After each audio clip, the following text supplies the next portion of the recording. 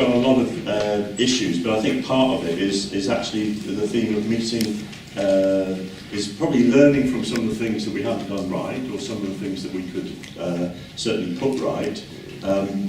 Issues of particularly including different parts of the city, or ensuring that there is a route to get good input into the process we're going to come up with, but also of evidencing that we're actually going to deliver on some of these elements.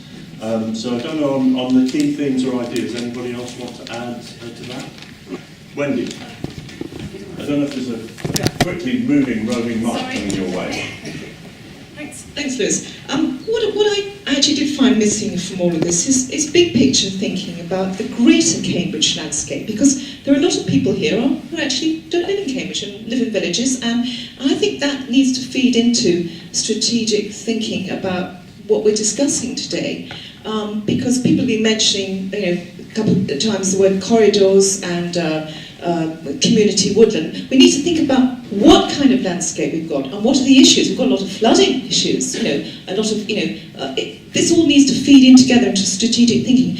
And you can't just, if you're talking about sort of community woodland, is it appropriate and right? You need to think about what is the greater Cambridge landscape.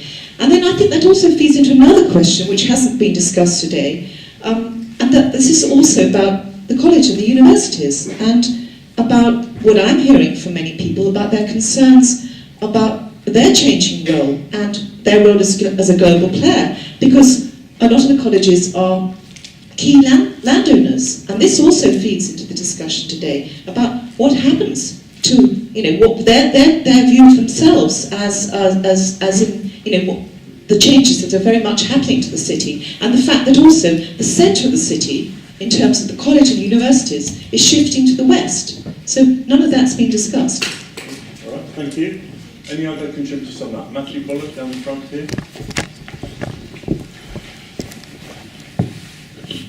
Can I just reinforce your point about being truthful about what we've made mistakes on? I think there's a whole issue about, we've heard it all before, but it is very important that the population that hears the new plan also realises that we've gone back and looked at the things that didn't work so well. So I think some of us had a suggestion that we should look at the quality charter that came out in 2006 and just do a retrospective on that and how that's gone. And I really do hope we will do that, because it will get credibility with the population, because they see that we are trying to learn from our mistakes. Okay. So I mean, for instance, we can look at southern Cambridge and see what has gone right and wrong there. But the quality charter, for those who don't know, has got community, connectivity, character and climate. It doesn't have inclusivity or cohesion strongly enough, but it's in my other role leading on the spatial plan across Cambridgeshire, we will be reviewing the quality charter, and I do see it as being a central document in both the wider plan but also in future work on the next joint local plan, subject to Tim Witherspoon and other people agreeing to that. One more comment and then I think or two more comments and then we'll move on to theme 2. I think the good thing is that we're now talking about space, and a lot of the City Deal meetings, as was, spent all the time talking about transport. So I'm pleased that even though we spent about 2/3 of the time talking about transport, we are finally talking about spaces. And I think one of the key points, in my opinion, is that we do need to some extent, we can let the officers get on with it now. There's a good team in place, but as the public, we should be saying some messages quite clearly. One of them is we are willing to hold developers to account. That if a developer promises to build an exciting public space, then we don't let them build a taxi idling area. I think we can also send the message that we are willing to pay for a quality space. If highway engineers are not putting city trees in anymore because of maintenance worries, we should be saying, no, forget it, we'll maintain it. We want trees, even if it costs us money in the future. Put the trees in and we'll pay for it. So I think there are some encouraging signs. I do look forward to the next one of these meetings being held out on Regent Street, where we can move hay bales around. One last comment from Claire King, and then we'll move on to theme 2, on a bit more on the spaces and places. Thanks. I was going to say, lots of people in this room will know what the Cambridge Equality Charter for Growth is, but the general populace will not. And I think what we should be doing is bringing out actual examples. So I would say, and Graham will know what I'm talking about, the fact that Orchard Park was built and still has bus stops and not a single bus went through Orchard Park. So we need to look at things on the ground as to what actually went wrong, and we need to audit our developments. And in terms of Cambridge, I would say that we need to audit where we've been accepting off-site contributions in lieu of open space and intensifying other open spaces, rather than simply look at the large open spaces or a community forest. We need to look at what's happening on the ground now and take it from there. Okay. So we've got quite a lot of learn to just reflect on, including errors that have been made. And one of the points was retaining some of the planning gains section 106 so that it doesn't actually spend at the time, that it actually fixes things. Right, the next theme that we got a lot of input from was just basically about this area of spaces and places, and clearly there's been quite a lot of support for community woodland, subject to Jim's point about access, but there's clearly a lot of value just in the spaces that people live in different parts of the city, as well as the sort of the landmark spaces that we're so proud of. So any further points people want to add on sort of what is precious about features, spaces and places in this city? At the back, behind you. Thank you. I just wanted to comment as a newbie.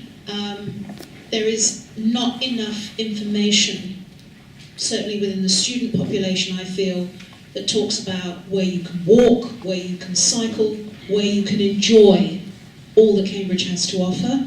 It really is a trial and error. I've been caught going up one ways. It really is, to me, it's sad you miss it. And I think that many students get stuck going from the library to their college and they never see anything else and they never know anything about what's going on with Cambridge.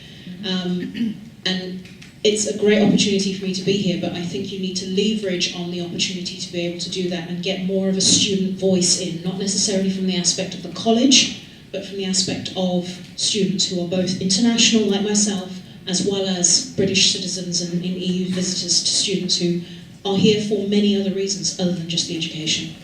Thank you. That also just picks up in a small way the need to include and engage with students as well as younger people.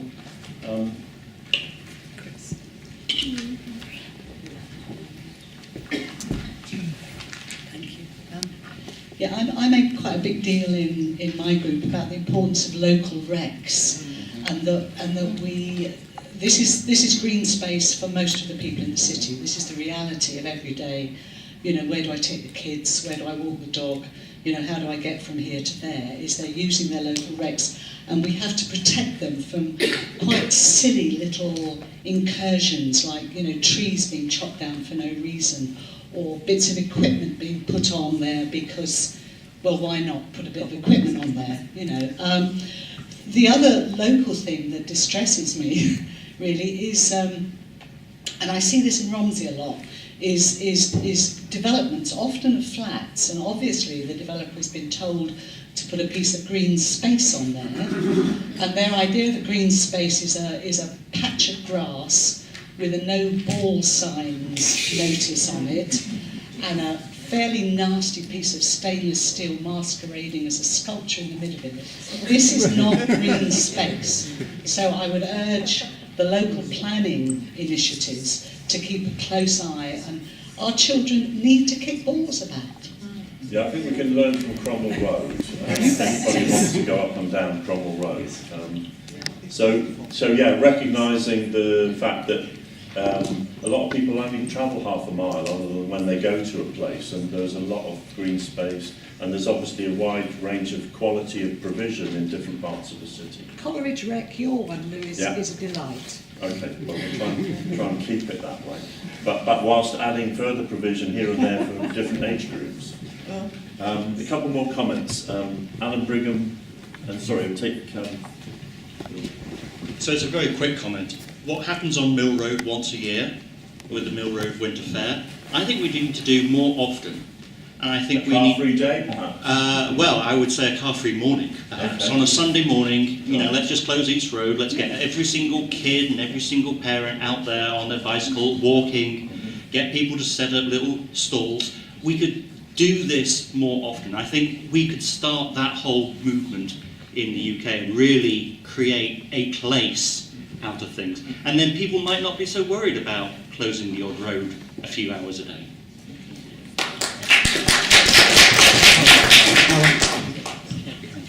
Yeah, we have to be bold. I'd like to echo the comment about dumping as much equipment as possible on recs, on our rec, and I'd link it to the fact that the council keeps on accepting money from developers in lieu of open space. If that open space is, the council's decided individuals need so much open space, it should be on or near the actual site where those houses are being built, not, you know, many metres away across a major road. So dumping boulders on Romsey Rec, I think is just too much. Yeah, but the real thing is actually parks and open spaces seem to be separate from the highways, and what's really important is people's walking routes to parks. And actually we should be thinking about the pavements, that the quality of the pavements are the approach routes to parks. We should be thinking about putting trees along the routes to parks to actually attract people to lead to them. And I'm thinking especially if the lakes ever come off at the end of Mill Road, actually they will be lost because there's this huge barrier of Brooks Road, and unless actually that's linked to creating really accessible and friendly pedestrian routes across Brooks Road, that development will be wasted. So actually linking our open spaces with pedestrian routes in the surrounding area is really important. That needs highway engineers and parks people and everybody coming together. So we can map the routes that actually do work and don't. Right, we've got space for 3 more. Lauren, sorry, I've not read on timed out, but Lauren, John, and then the last contributor, and then we can move on briefly to transport. So take John first, and then Lauren. Very quick follow-up to the points that have just been made. The more that we can make something better of the routes, the more pressure you put on the actual physical capacity. And my point is, you've got to look at environmental capacity. We want to get good things into the spaces, but they're limited in size. Only one group, I noticed, picked up on this. Sorry. Yeah. Okay, capacity. Lauren, and then quick. Thanks. I'm not sure how constructive this is to say, but it might be worth it might be worth reflecting on whether the aspects that keep Cambridge special in any way are exclusive or not equitable. So the point that was raised earlier about students not having information about spaces they can access, or students from Anglo-Ruskin, such as myself, who don't have access to Cambridge University spaces. I've very much experienced feeling excluded from certain spaces in this town, and was quite shocked to find out that there's a month called Open Cambridge. What does that say about the other 11 months out of the year? And to just reflect on how we can keep Cambridge special, but at the same time improve accessibility, so we don't exclude others from getting to enjoy what Cambridge has to offer. How strong a voice have you got? There's a mic here. Good. If Jim can pass on the mic. Yeah, we've certainly got a lot of private space in this city, and there is an issue for those from the university and the colleges to have a discussion with the council and the wider community about a freer access. There was a time when citizens of the city had much freer access over tourists, but that seems to have gone. So perhaps we could try and reclaim some of that. So hopefully just 2 quick points. One about recs and where children play. Just as an illustration, I was looking at the Mill Road Depot plan, and I look at the green spaces on that, and I think, would a child want to play there? So I just wonder if we can actually give children places they actually want to play. I was very struck by a comment in the as a sort of Mill Road newsletter type thing that goes around comes out every so often, about how children like playing in the cemetery, just because it's got lots of just because of the variety and the way you can just play in it without sort of fear or hindrance. It sounded lovely. So, as I say, I was struck by that. Also, the community woodland. You were talking about private spaces. Sometimes these ideas can turn into places that a commercial company goes, ooh, I can make some money out of, or I don't know, BMXing or skate, that kind of thing. Some kind of commercial activity can happen on here that I can get some money for, and I don't think that's what you want a woodland for. You want it to just be a woodland where people can go and have picnics and chill out and maybe bike round but not get charged for it. Okay, thank you. And big enough like Wandlebury, where you can actually feel that you are away from everything. Yeah. So certainly taking up the other point about, we need to have a harder look at how we design some of those spaces. Right, third and not least, any comments for about 5 minutes on transport? So, Sam.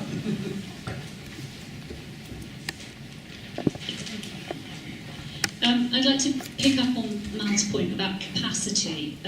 For very good reasons, I've had to go back and take another look at the Holford report dating from 1950. That actually includes measurements of pavement widths through the city centre and some recognition of how you, once you've delivered people to the city centre by whatever means, then need circulation space for them. And I don't really see that thought process being captured in what's under discussion at the moment. It seems to me we have to go back to thinking about a more kind of polycentric model for development, both at a neighbourhood level.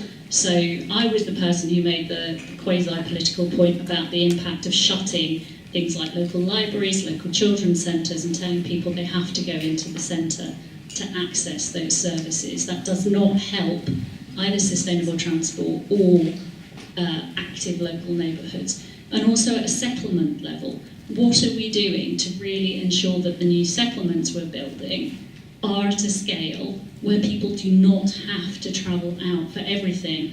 And I feel nervous that that is not apparently being discussed and surfaced more. So, success of communities, right.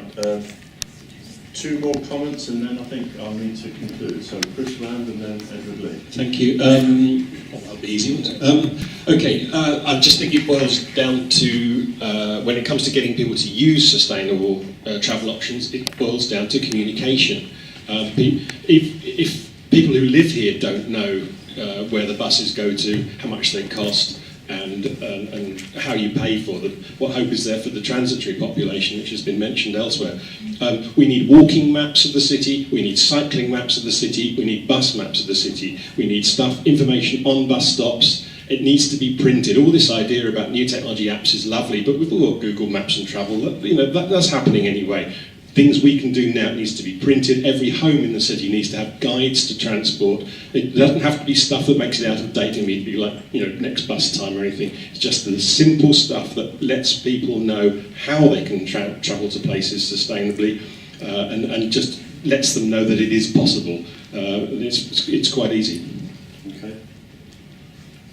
Edward Lee, I think the one thing that we all need to be really aware of is the Mayor is tasked with updating the local transport plan. The local transport plan underpins pretty much everything that will happen in the next couple of decades.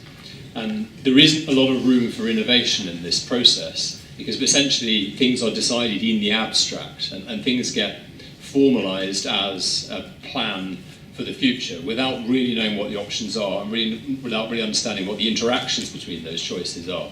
So I advise everybody to engage and lobby for the Combined Authority to do a really, really good inclusive exercise in consulting on the local transport, the updates to the local transport plan, and to create space within that for innovation and testing and trialling.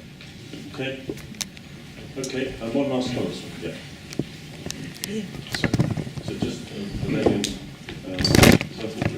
just something that came up in the discussion now, and I realised that there is no central, you're talking about people getting places. One of the key things in this town is Addenbrooke's. And with the gradual centralisation of all medical services at Addenbrooke's, we don't have a centralised plan for public transport to Addenbrooke's. And it's extremely difficult if you have to change buses, and it's not something that someone who's ill is going to cycle to Addenbrooke's. They're not going to walk to Addenbrooke's, and the public transport doesn't get you there. And so what option do people have other than to drive? Ambulance. And I think that plus one of the things that has not been mentioned at all today, I think in any of the discussions, is when we talk about transport, we do have to include the Council Estates and White Van Man, and people who have to drive, and who actually, some of them still live in the city and have to drive, and do we tax them for driving? If we rely on them for doing the repairs in the houses, the upgrading of the houses, sustainability is about more than just transport. It's also about the hundreds and thousands of houses that are leaking heat and that need revision and upgrading, and upon which we depend on these builders. And so there are a lot of people in the community that are being excluded by a lot of this discussion, because we're basically all essentially academics, professionals, and healthy, and I think we do have to include a much wider, we have to include the town. Well, we've got an awful lot from the morning, but as you say, there's a lot of people that aren't here. And yeah, how Addenbrooke's develops and now actually starts to distribute some of its delivery rather than it all being on the same site is quite a critical element among several. So in terms of where we're at, there will be a sort of lead consultant appointed mid-February. In discussion with them, we'll need to agree what's the further engagement that there will be on the movement and spaces document. We'll also publish, assisted by some of the challenge and the extension of some of the issues today, right the way through to comms and to a whole load of issues, what that's going to cover. What was suggested in discussion with Peter is that a reference group of people who are interested, if people are interested, if you just email Peter Lanshoff with an interest in what you would want to add to that reference group, that there's a group set up. It's not going to be all of the liaison from that piece of work.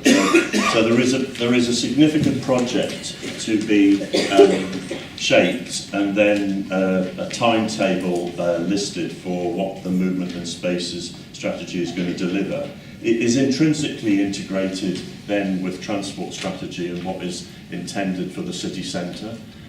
Is the metro going to fly as a proposal? Well, all right, it's going to go down. And there's plenty of evidence to say that a medium-sized city needs a radical transport system. There is a separate dialogue about the challenging issue that we do have too many cars coming into the city.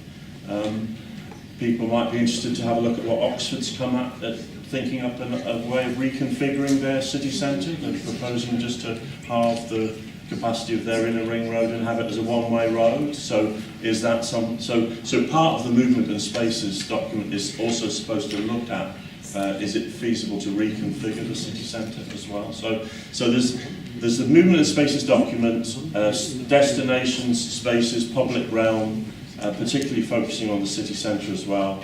There's the transport elements of the Greater Cambridge Partnership, and then, as has been said, there are other documents, including that transport strategy. There's also a discussion to be started now that we have some belief that we're going to secure the current plan about a new joint plan discussion with South Cambridgeshire and the community, and that, Wendy, is where some of those issues are best addressed. So thank you for all your inputs. I think it's been time well spent. I think there's been a lot reflected in all of the different groups, but people will want to see whether it achieves things, and also some of the issues from Orchard Park or from Cambridge South, or some of the errors that we have made. So thank you for all of the inputs. Thank you for the 10 people who summed those up. Yeah, we are as a community, we have lots of challenges, but we are able to discuss them and to try and resolve them. So I hope that we can come up with a process on this particular document that fills in quite a lot of the space and links up to the transport strategy that we need to sort out. So thank you to everybody for their contributing, and thank you also to Antony for the film, which I'm sure will follow, as well as the notes that will be come out. Rose. Yes, thank you. And another thank you, Lewis. Thank you very much for pulling this together, and to all the facilitators and like that, and also to all the audience. If there are people who've been rapporteurs in the groups who haven't yet pulled their notes together, can you give them to Jonathan Brooks? Thank you. I'd like to thank the people who've helped fund this, City Council, Greater Cambridge Partnership, and of course the audience contributions. And a short note of thanks to the in-house team, all the CPPF staff and volunteers who've helped pull it together, including James Littlewood, Penny Heath, Michael Goodhart, Anthony Cooper and Chris Blenko. And of course, the indomitable Peter Lanshoff.